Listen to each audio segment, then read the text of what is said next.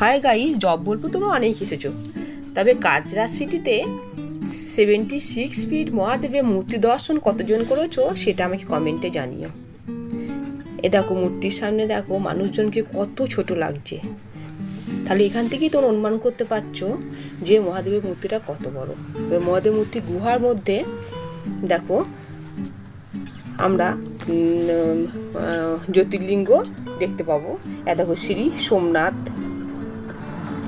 গুজরাটের,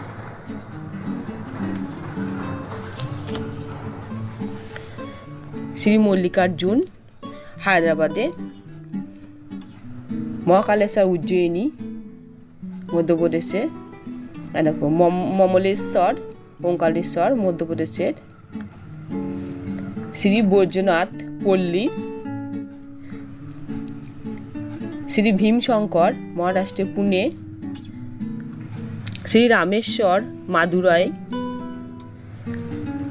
শ্রী নাগেশ্বর দ্বারকাপুরী গুজরাটের, শ্রী বিশ্বনাথ বারাণসী,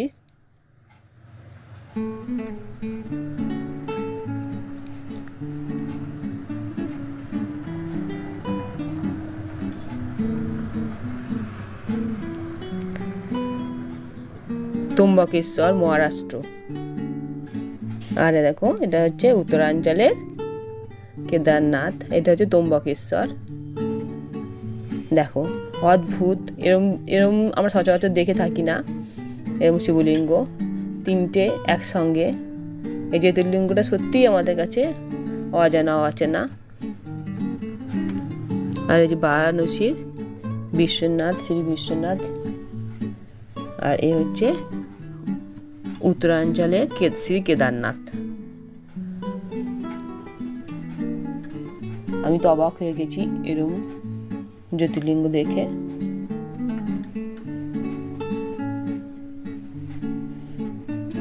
এটা হচ্ছে মহারাষ্ট্রের মুরাদাবাদের ঘুষেশ্বর।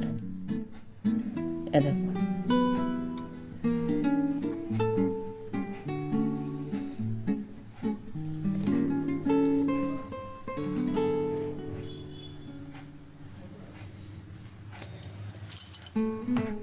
দেখো বন্ধুরা, তোমাদেরকে আমি ভারতবর্ষে 12 জ্যোতির্লিঙ্গ দর্শন করালাম। এখন দেখো 76 ফিট মহাদেবের মূর্তি, ঘাড় হেলিয়ে পুরো দেখতে হয়। আর এই শিল্পীকেও আমরা কুর্নিশ জানাই যে এত সুন্দর মূর্তিটাকে বানানোর জন্য। আমি তো অবাকই হয়ে যাই যে কীভাবে তিনি বানিয়েছেন। দেখো কত ছোট লাগছে মানুষজনদের, এত বড়। চারপাশ দেখো খুব সুন্দরভাবে সাজানো গোছানো। প্রাঙ্গণটা অনেক বড়, অনেকক্ষণ ঘুরতে বেড়াতে পারবে।